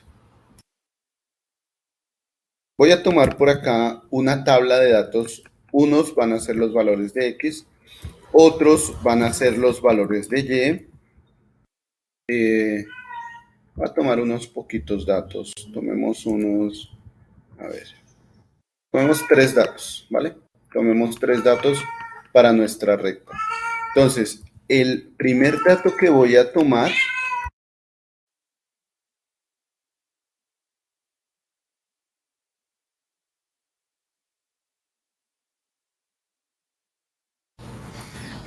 el primer dato que voy a tomar para x es, voy a suponer, bueno, ¿qué pasa con x igual a 0? Y voy a tomar un valor de x también, digamos que, ¿qué pasa con un x igual a 2 y con un x igual a 3? Tomemos estos tres valores para x, ¿listo? Y lo que voy a hacer es aplicar este concepto de ecuación, se le llama una ecuación recta pendiente. Voy a tomar esta ecuación para hallar los valores de y. Para hallar los valores de y, entonces voy a tomar la pendiente 2, la voy a multiplicar por x y le voy a sumar b. Permítanme un segundo. El animal aquí se alborotó. Permítanme un segundo, por favor.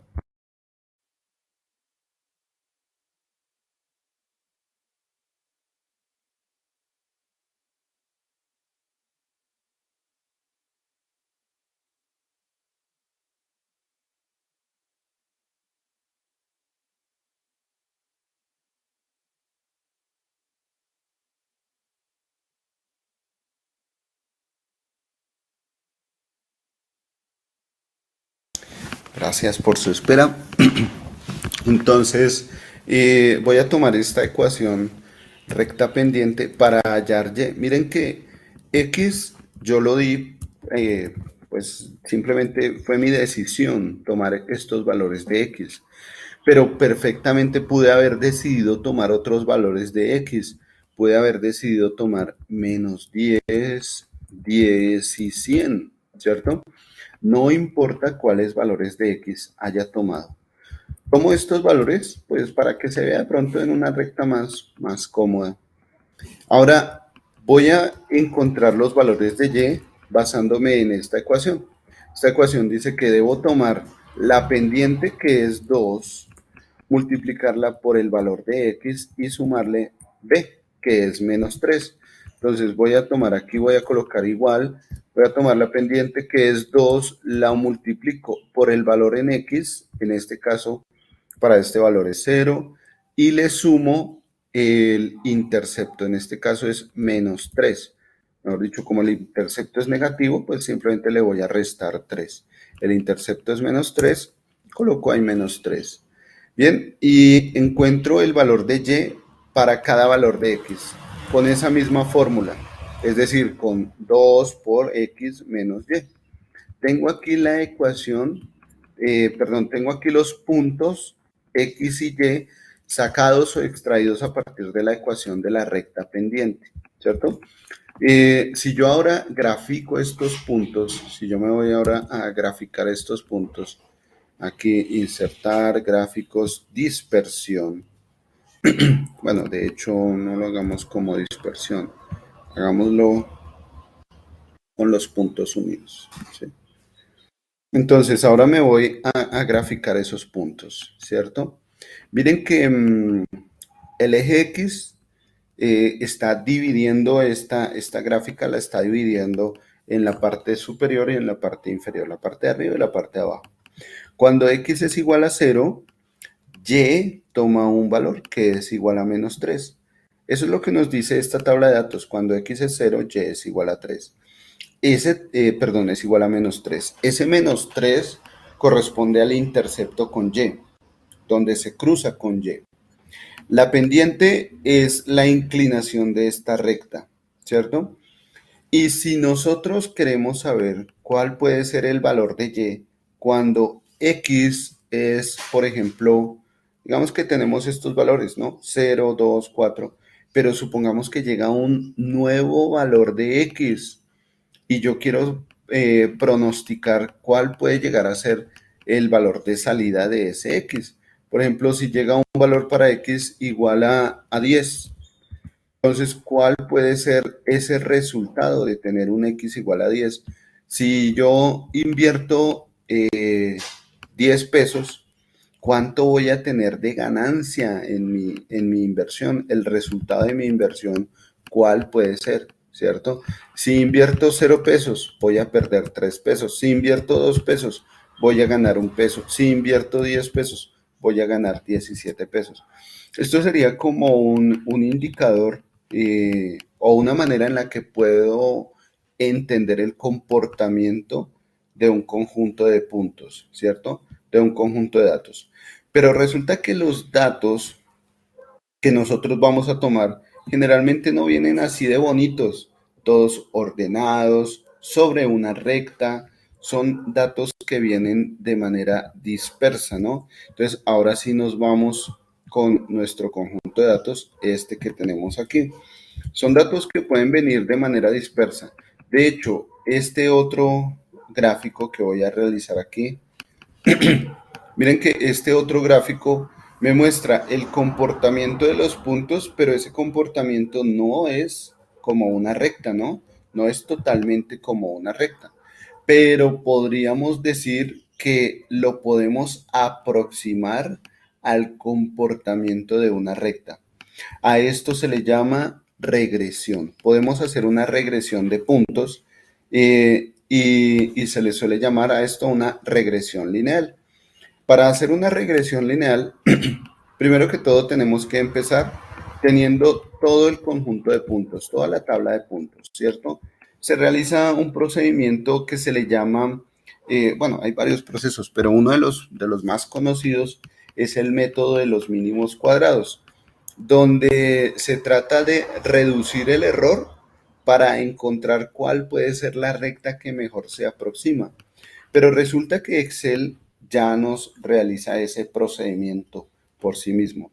Excel nos puede entregar el comportamiento de esta recta, ¿sí? Para esto lo que voy a hacer es seleccionar esta nube de puntos, ¿listo? Le doy clic a los puntos. Si ustedes se dan cuenta, ya he seleccionado los puntos. Esta parte es importante para poder seleccionar de esos puntos, seleccionar también la tabla, ¿no? La tabla que tenemos aquí. Lo que vamos a hacer a continuación es darle clic derecho.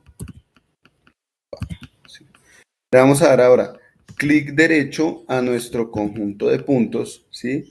Y nos despliega estas herramientas, esta ventana que tenemos acá. ¿Listo? ¿Cuál es la que nos va a interesar? La que dice agregar línea de tendencia. ¿De acuerdo? Vamos a darle clic en agregar línea de tendencia. Recuerden, primero seleccionamos del gráfico, seleccionamos los puntos, ¿no? En el gráfico podemos seleccionar varias cosas. Si yo selecciono por fuera de los puntos, miren, aquí estoy seleccionando el gráfico, pero si yo le doy clic derecho, no me va a salir esa parte de la tendencia.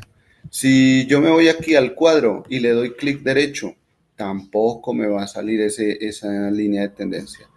Tengo que necesariamente ubicarme sobre uno de los puntos y darle clic sobre ese punto, luego clic derecho y me sale la opción que dice agregar línea de tendencia, porque estoy seleccionando los puntos sobre los cuales quiero agregar esa línea de tendencia.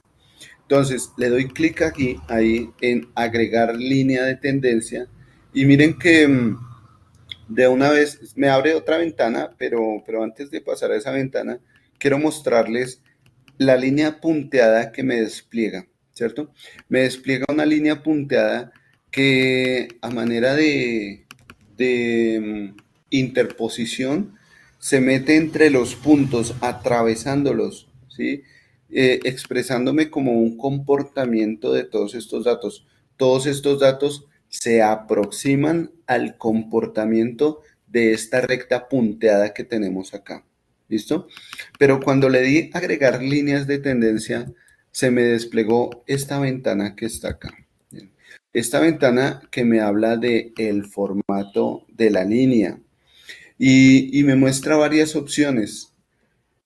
Algunas de esas opciones pueden ser, o mejor dicho, algunas de estas opciones corresponden a la ecuación matemática que voy a utilizar para aproximar el comportamiento de esos datos. Puede ser una ecuación exponencial, lineal, logarítmica, polinómica. Bueno, eso no sé, eso depende de la nube de puntos. Sin embargo, Excel me trata de indicar cómo puedo obtener esa regresión. Si esa regresión es exponencial, si esa regresión es lineal, como el comportamiento de una recta. Si esa regresión es logarítmica, aquí vemos la gráfica o el comportamiento, un aproximado del comportamiento de una regresión logarítmica. Es similar a una exponencial, pero el sentido es diferente. Una regresión polinómica o una regresión potencial, es decir, de una potencia, un número elevado a una potencia, o una regresión de una media móvil. Entonces simplemente yo selecciono cuál puede ser la tendencia de mis datos. Como los datos los vi distribuidos de esta manera y miren que la línea, la regresión lineal se acerca mucho al comportamiento de estos datos, pues simplemente voy a dejar marcada la regresión lineal. Luego Eh, déjenme ver. Luego, si yo bajo, en la parte de abajo me aparecen tres pestañas para marcar. Pero de aquí las importantes son las últimas dos casillas que puedo seleccionar para marcar. ¿Listo? Entonces, si yo tomo la casilla que dice presentar ecuación en el gráfico, voy a ir primero con esa casilla. ¿Listo? Presentar ecuación en el gráfico. La marco y me voy a la gráfica. Cuando marco esa casilla, miren lo que me sale. Me sale esta ecuación que está acá. El comportamiento de la recta pendiente. Y igual a una pendiente que vale 2.8 multiplicado por x y el intercepto es menos 1.8545. Me muestra de una vez la ecuación de esta recta en línea punteada. ¿Sí? Esta ecuación corresponde a la recta en la línea punteada. Pero esta ecuación me sirve para proyectar en un futuro, si llega a haber un nuevo valor de x, cuál puede ser ese valor en el cual se puede ubicar mi ecuación, ¿cierto? ¿Cuál puede ser ese nuevo valor? Teniendo en cuenta esta ecuación, si llega un nuevo valor de x, teniendo en cuenta esta ecuación, llega un nuevo valor de x, yo puedo proyectar o pronosticar el valor de y teniendo en cuenta esa ecuación que tenemos aquí.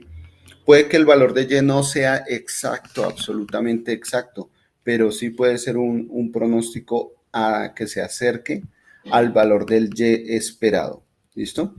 A esto se le llama entonces una regresión lineal, el poder obtener esta nube de puntos, poder condensarlos en una ecuación que me diga cuál es el comportamiento de esta recta. Y resulta que también podemos tener regresión, esta regresión lineal, eh, resulta que y, que es la variable dependiente, porque depende de x es la variable independiente, no depende de nada. Resulta que en esta ocasión tenemos y con una sola variable independiente. Pero resulta que en nuestra nube de puntos o en nuestros datos, en los datos que nosotros recopilemos, puede ocurrir algo particular y es que la variable que nosotros pensamos que es dependiente puede que dependa de varias variables. Puede depender también de varias variables, no solo de una. En este ejemplo, la variable depende de una sola variable independiente, pero puede que y dependa de varias variables independientes.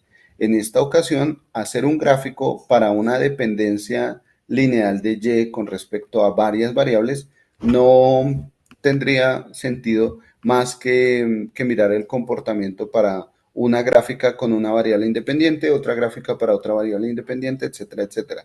Porque lo que hace la ecuación es incrementar los parámetros. Podríamos decir que se incrementan las pendientes. Si yo voy a tener más variables independientes en mi ecuación, entonces cada variable independiente que adicione, cada variable independiente en la ecuación va a venir acompañado de un coeficiente. Ya no lo vamos a llamar, ya no se va a llamar en este caso una pendiente, ya corresponde a un parámetro de la ecuación.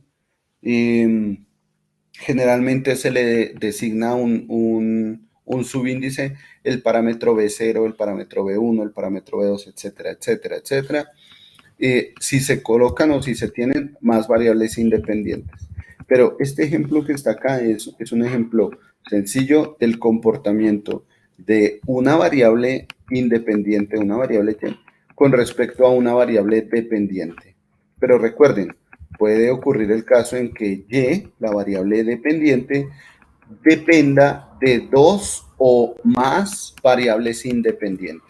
En ese caso, pues simplemente la ecuación crece, pero con este estilo, ¿no? Un coeficiente multiplicado por la variable independiente más otro coeficiente por otra variable independiente y así sucesivamente. Ese es el cambio que vamos a tener ahí en esa ecuación, ¿vale? Bueno, y vamos a ver por acá, ¿qué más nos hace falta? A ver. Tenemos un conjunto de datos, si hicimos la dispersión. Bien, ok. Esta es para regresión lineal, ¿no? ¿Se acuerdan que cuando nosotros seleccionamos esta dispersión de puntos, cuando nosotros seleccionamos todos estos puntos, resulta que se nos mostraron diferentes opciones de regresión, una regresión exponencial, una regresión logarítmica, una regresión polinómica, dependiendo del comportamiento de estos puntos. Asimismo, yo puedo tener una regresión. ¿Qué tal si hablamos, para esta nube de puntos, hablamos de una regresión exponencial? Entonces voy a colocarlo así, de esta manera. Miren que una regresión exponencial tendría el comportamiento de esta línea punteada. Miren, se proyecta hacia arriba, ¿cierto? Una regresión logarítmica tendría como que el resultado inverso. Entonces, la regresión logarítmica se ve en la línea punteada que tenemos acá. La ecuación también se muestra ahí, la ecuación de de un logaritmo, una ecuación logarítmica, la ecuación de una regresión logarítmica. También, si vamos por acá,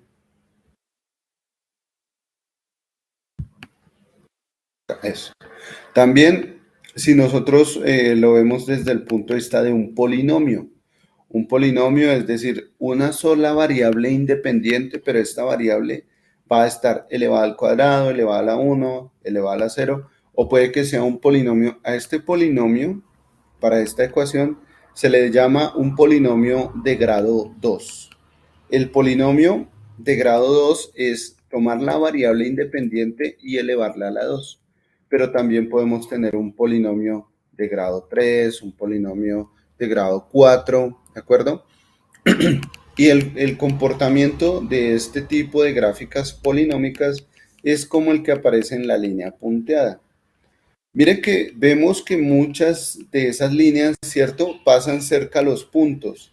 Me voy con el de la media móvil. ¿Qué pasa con el comportamiento de la media móvil? Miren, la media móvil tiene este comportamiento de esta línea punteada. Tiene este comportamiento de la línea punteada. La decisión es mía para saber cuál de estas regresiones voy a utilizar. Si tomo una regresión lineal, si tomo una regresión potencial, si tomo una regresión de media móvil, yo puedo decidir cuál regresión utilizar. Pero para poder decidirlo, necesito un indicador, necesito un valor que me pueda decir cuál de estas regresiones es la mejor, ¿sí? Ese indicador, primero puede ser la covarianza. Podemos utilizar dos indicadores. Uno se llama la covarianza y al otro se le llama la correlación. ¿Listo? Entonces por acá tenemos por aquí, regresión, recta de regresión, permítanme un segundo. Creo que nos pasamos, está arriba, ¿no? Entonces, uno es la correlación. Bueno, aquí lástima que no está la covarianza, pero sí está la correlación. La correlación es más general, ¿no? La covarianza es diferente de la varianza. Primero que todo tengo que decirlo, ¿no? La covarianza es diferente de la varianza. La covarianza expresa la diferencia entre dos variables. Si estas variables son conjuntas. O sea, la varianza, si ustedes se dan cuenta, cuando nosotros obtuvimos un valor de varianza acá, el valor de varianza lo obtuvimos para solo un conjunto de datos, ¿cierto? La varianza se obtuvo solo para un conjunto de datos. La covarianza se toma para dos o más conjuntos de datos. La covarianza me dice qué tanto varía un dato con respecto al otro. Cuando tenemos este tipo de relaciones o buscamos un tipo de relación entre datos, la covarianza nos dice qué tanto varían, qué tanto cambia el dato que es la variable independiente, qué tanto cambia, perdón, la variable dependiente, qué tanto cambia con respecto a la variable independiente. Eso es lo que me indica la covarianza. Pero resulta que el otro indicador que también nos va a decir, nos va a decir cuál es la mejor regresión es el indicador que se llama la correlación o, mejor dicho, el coeficiente de correlación. Voy a colocarlo aquí. El coeficiente de correlación. ¿Listo? ¿Qué pasa con el coeficiente de correlación? Generalmente se suele asignar la letra R para el coeficiente de correlación. ¿Sí? ¿Qué pasa con el coeficiente de correlación? Voy a seleccionar aquí los puntos, permítanme, es por acá.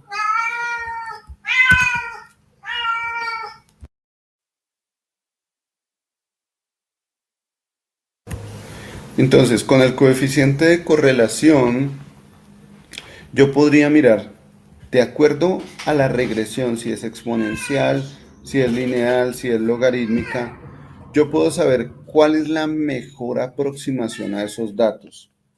Primero que todo, el coeficiente de correlación, este que está aquí, R, colocarlo aquí en una ecuación. El coeficiente de correlación va a variar entre 0 y 1, ¿sí? Se dice que es R y varía entre 0 y 1.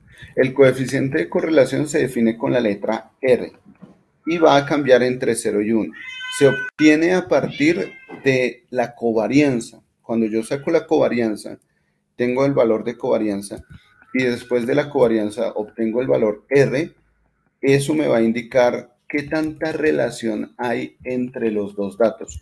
Si, por ejemplo, los datos están muy bien relacionados o la recta está muy bien relacionada, todos estos datos están bien relacionados, pues el coeficiente de correlación va a estar cercano a 1, se va a acercar a un 100%.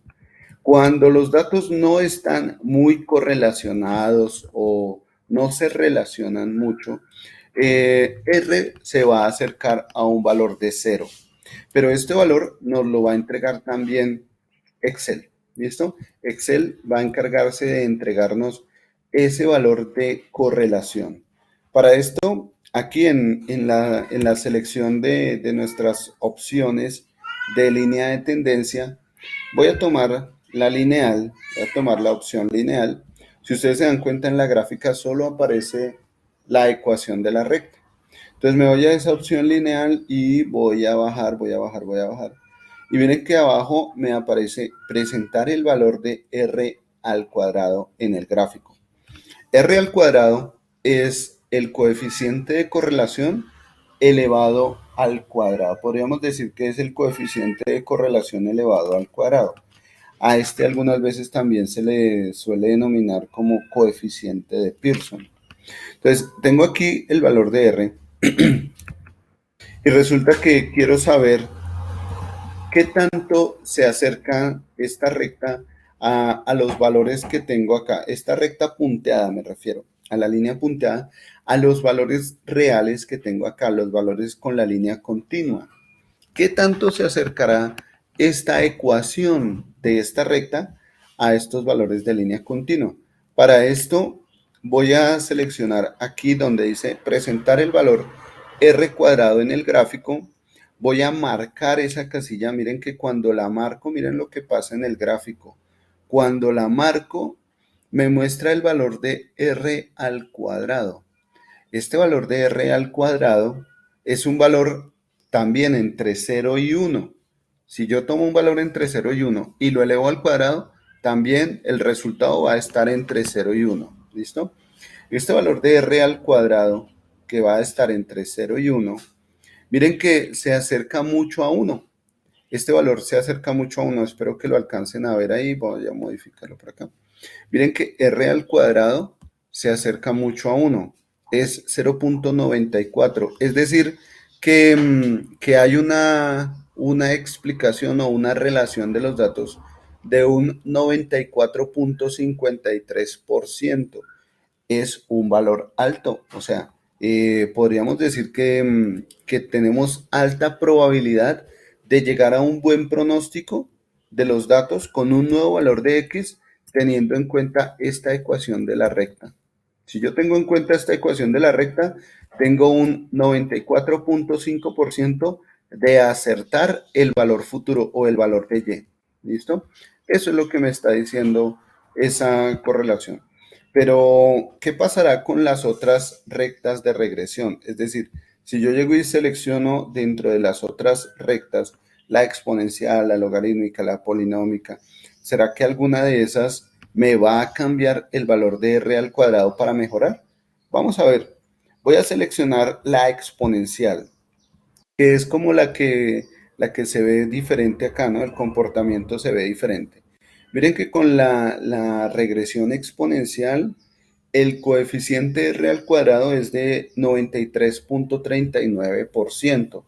Es menor que la lineal, pero aún sigue siendo alto, aún se acerca a 1.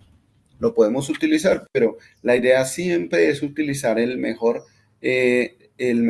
aproximación, el mejor acercamiento, la mejor regresión. Por ahora, quien va ganando es la regresión lineal, con un 94.53%. Vamos con la regresión logarítmica. Cuando selecciono la regresión logarítmica, r al cuadrado se reduce a un 76%. Bueno, ni mirar la regresión logarítmica. Chao. Le decimos adiós a la regresión logarítmica. Voy a seleccionar la regresión polinómica. Miren que la regresión polinómica me aumenta el valor de r al cuadrado. Ahora es del 96.74%.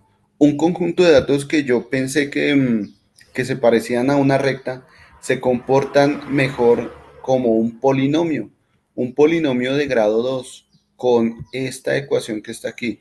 0.15 por x al cuadrado más 0.98 por x más. Se comportan más como un polinomio. ¿Listo? ¿Qué otra regresión tenemos aquí? Vamos a mirar la regresión potencial. Vamos a ver qué porcentaje tenemos con la polinómica. ¿Cuánto teníamos? 96%. Entonces, la polinómica le está ganando a la lineal, ¿no? La polinómica es 96%. Acuérdense que la lineal era de un 94%. Con la polinómica tenemos 96%. Y ahora voy a pasar a la potencial. ¿Listo? Me voy con la potencial, selecciono la potencial y me dice que es 94.2%. Entonces, dentro de los valores altos tenemos la regresión lineal, la regresión polinómica y la regresión potencial. Pero de todas estas, bueno, la exponencial también es alta, pero no tanto como la potencial, ¿no? De todas estas, la mayor es la polinómica, que es la que va ganando. Me da una regresión de 96.74%. Y me voy con la última, la media móvil. Vamos a seleccionar la media móvil. Vamos a ver qué explicación tenemos con la media móvil. Bueno, la media móvil ya no nos muestra un valor de r al cuadrado, ¿no? Precisamente estamos hablando de una movilidad de los datos, no hay una ecuación. Sin embargo, vemos que el comportamiento de los datos pues sí se aproxima mucho. Pero con la media móvil sería más de manera gráfica para tratarla aquí en Excel. La ganadora por ahora entonces es nuestra regresión polinómica. Una regresión polinómica y nosotros podemos decirle cuál es el grado del polinomio que queremos. El grado por defecto es un polinomio de grado 2. Miren que aquí nos sale un polinomio de grado 2, es decir, sale x al cuadrado más algo por x más algo sin x.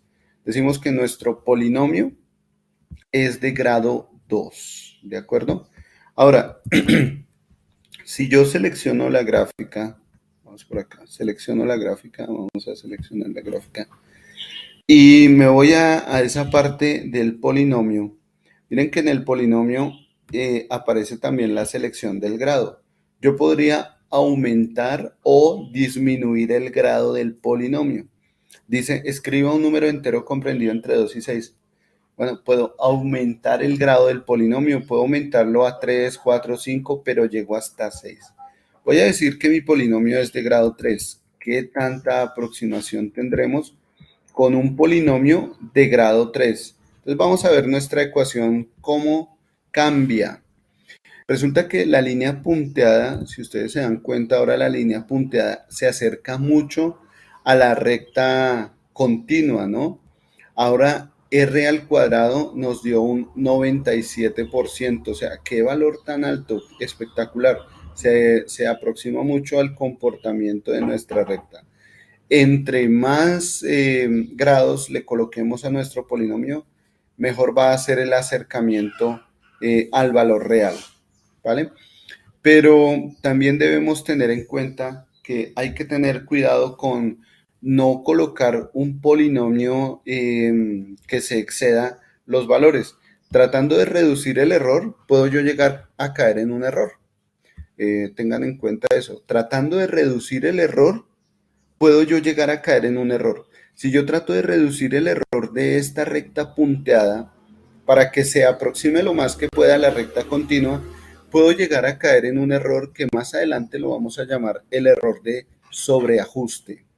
El error de sobreajuste es cuando nosotros exageramos demasiado en la aproximación de nuestra recta para tratar de encontrar un modelo o una ecuación exacta, una ecuación que me refleje exactamente el comportamiento de los datos. Y les voy a decir algo, esto no va a suceder porque estamos en el mundo real. En el mundo real muchas veces vamos a tener variaciones. Los datos no van a ser determinísticos, es decir, no van a estar dados por una ecuación, sino que generalmente van a estar dados por una probabilidad, ¿no? Lo que pasa es que aquí lo podemos acercar a un valor determinístico, pero no nos podemos guiar completamente por ese valor determinístico, por esa ecuación, ¿vale? ¿Qué pasará entonces si aumentamos los grados de nuestro polinomio? Hagamos el experimento, vayamos a un polinomio de grado 4, ¿listo? Con un polinomio de grado 4, entonces nuestro R aumenta aún más, se acerca cada vez más a 1. O sea, entre más grados le coloquemos a nuestro polinomio, más nos vamos a acercar a una recta, o mejor, al comportamiento no una recta, sino al comportamiento de este conjunto de puntos, ¿vale? Vamos a ir por acá, listo. Bueno, sin embargo, no podemos exagerar. Esto lo vamos a ver ya cuando pasemos al análisis de todas estas regresiones desde el punto de vista de la inteligencia artificial o del aprendizaje automático, mejor. Cuando ya pasemos a un algoritmo de Machine Learning, vamos a ver el comportamiento de esta recta en ese algoritmo. Por ahora es importante entender qué es lo que pasa cuando hablamos de regresión. Conceptos importantes o términos importantes. Regresión, lineal, exponencial, logarítmica, potencial o potenciación, ¿cierto? O polinómica, regresión polinómica. Todos estos son conceptos de regresión, ¿listo? Y vamos a tener algoritmos en Machine Learning, cuando vayamos otra vez a Python, vamos a tener algoritmos que nos entreguen la regresión lineal, que nos entreguen la regresión logarítmica, todo esto dentro de un ambiente de encontrar un pronóstico lo más acertado posible de la realidad. ¿Listo? Valores importantes aquí, el coeficiente de Pearson o el coeficiente de correlación o el coeficiente de covarianza. Son valores que nos van a decir qué tanto podemos utilizar esta recta, qué tanta confianza podemos tener en esa recta o en ese modelo. ¿Listo? Entre más cercano esté a 1, pues mejor va a ser el modelo. La idea es que mejor sea el modelo. Ya en aprendizaje automático, en inteligencia artificial, la idea es poder obtener un valor cercano al 100%, casi que se trata de superar el 97% de R al cuadrado para que se acerque mucho, el modelo se acerque mucho a lo que nosotros estamos deseando. Estos dos son los conceptos de regresión y correlación. Vamos a estar utilizándolos cuando pasemos a Machine Learning. Vamos a hablar nuevamente de la regresión y la correlación. Otra forma en la que puedo hacer puedo mirar el comportamiento de un conjunto de datos, no solo se puede hacer por regresión de una sola variable, sino también por regresión de muchas variables. La idea en la estadística es precisamente poder encontrar el comportamiento de los datos y hacer una proyección o un pronóstico de los datos. Si usted tiene un conjunto de datos para ver el comportamiento del dólar, para ver el comportamiento de una inversión, cuánta ganancia tiene una inversión, si yo invierto tanto, cuánto puedo tener en valor esperado de ganancia. Si yo tengo todos estos conjuntos de datos, todo eso se puede pasar a una ecuación. Todos los datos, toda la información, siempre se va a poder representar de manera matemática por una ecuación. A esto lo vamos a llamar un modelo. Siempre que nosotros tengamos un conjunto de datos y los podamos representar por una ecuación, A esto lo vamos a llamar un modelo, a la ecuación la vamos a llamar un modelo, ¿sí? O la podemos llamar también ecuación. Entonces, ¿cuál puede ser el modelo de este conjunto de datos? El modelo matemático de este conjunto de datos va a ser esta ecuación que está acá, que nos va a servir para entender cuál va a ser el comportamiento de ese conjunto de datos.